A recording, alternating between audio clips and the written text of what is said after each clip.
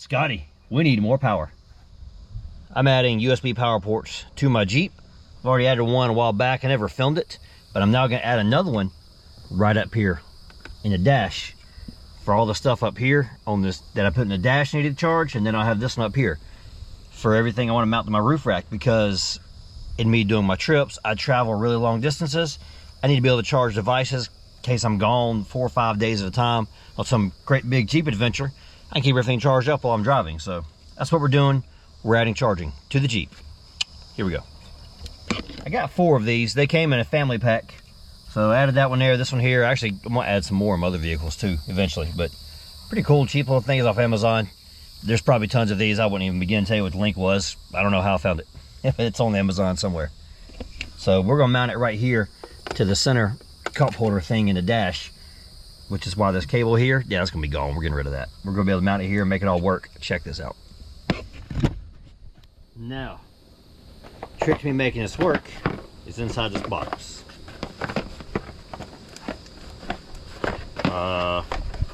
Some kind of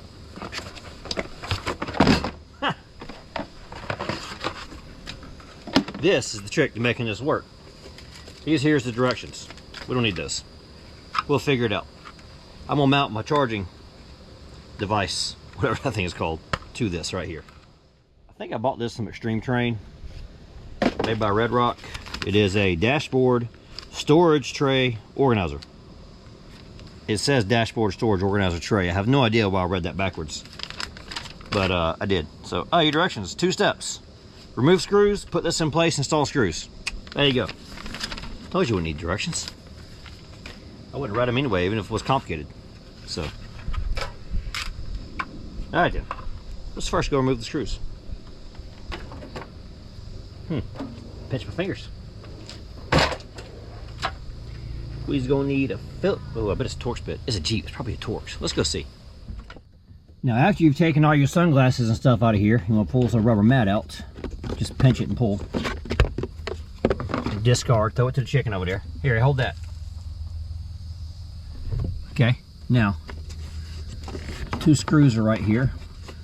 And I can't see them, so you guys on camera, you gotta look in there and tell me what they are. I can't get my big old head in there. I feel them right there. Oh, those feel like they have a socket header on them. Might be a 5/16. You know what? It's modern day and age. It's probably communist, like 10mm or something. So yeah, I didn't think about that. I'm thinking old school stuff I grew up working on would have been 5/16. Took both of the screws out. Now we just grab this. You'll slide it in place like so.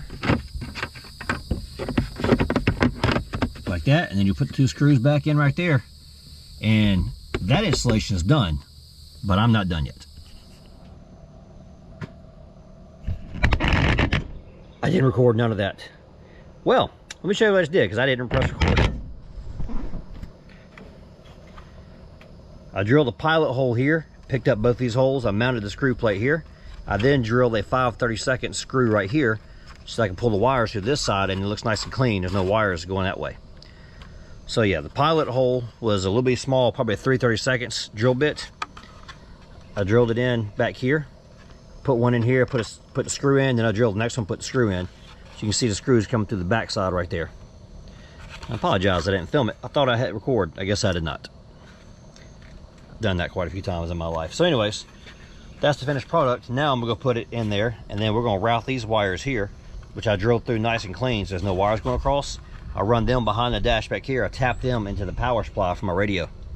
That way it's the same power source as the other chargers too. And you carry extra fuses for this, because I think I only have a 20 amp fuse in there. I might need to bump that up to a 30 amp because I got my radio and my chargers all connected on the same power source. So yeah, I might bump that fuse up a little bit bigger. Anyway, let's go put this thing in. Gotta determine. Whoa, a little close there, aren't you? Move you over here. Trying to determine here, do we need blue splices or red slices? I think we're gonna use red ones, because these wires here are gonna be 16, the other wires are gonna be 18 gauge. So one side needs to be red, one side needs to be blue. Since that's not feasible, we'll go and put red on both sides. Good and tight. Give me one more. All right, that holds good. Let's crimp the other one. There's a chicken getting in my Jeep. Go in there and get her out real quick. Come on.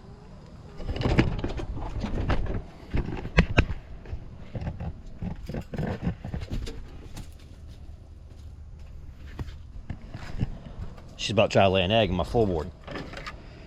All right, so this can run over here. Plug these, because there's little T-caps here. Hey. Hey. Kids keep coming and asking me about dinner. Are you still gonna get your own? Yeah. I presume you were. Yeah, if anybody goes with me Dairy Queen, they can have Dairy Queen. Huh? If anybody goes Dairy Queen with me, they can have that. But yeah, and get your own. How long are you gonna be there? Hour or two? I mean, I want to come home and watch the race, but also I'm going to go in a thunderstorm, so I don't know how that's going to go. Nothing about this is going to be right. I'm just lying. Bye-bye. Goodbye. Good talk. Oh, talking to my kids. They want to go to Dairy Queen. We got a Jeep thing tonight at Dairy Queen. I'm going to meet up with some people from Wicked Jeeps. So I forgot I was recording. They're debating if they want to come with me or not, or what they want to do for dinner. So I just told them all, we're going to get her on for dinner. If you want to come to Dairy Queen, you can eat with me. All right, I put some T-caps on my power and ground wires that go up the A-pillar to my GMRS radio. And then I splice that in. I'm going to run that, stuff that wire in right there, and run the power right there. And that's how it's going to be hooked up. Yeah. Stuff these wires down.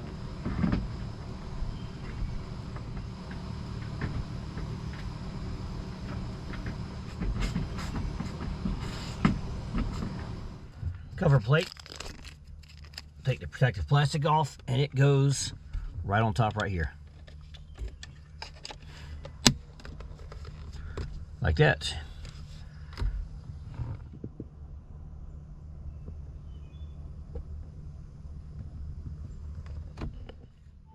There we go. It works, it's charging. Take it off, mount it that way if I want to.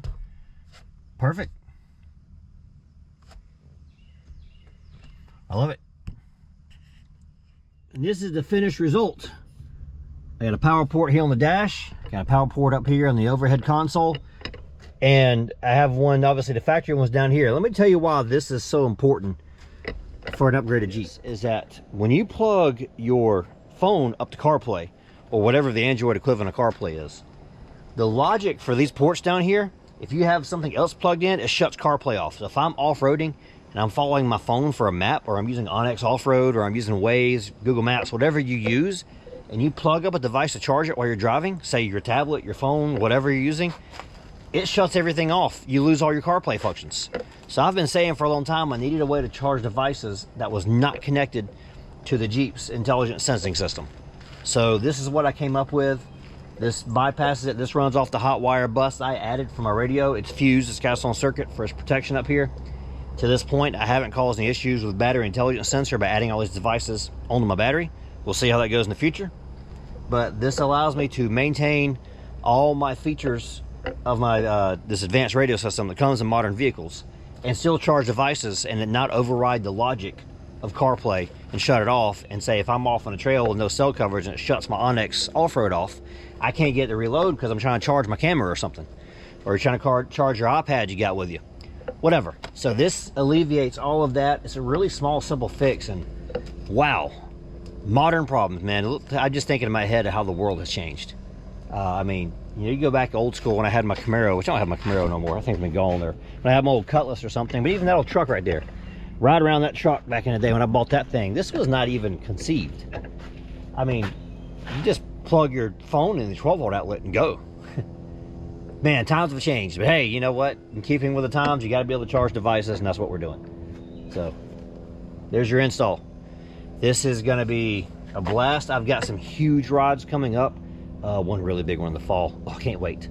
But when that one hits, definitely got to have these. I'm going to use the next couple months testing, make sure I ain't blowing fuses or anything. And that's it, guys. 1870 Off-Road. Enjoy.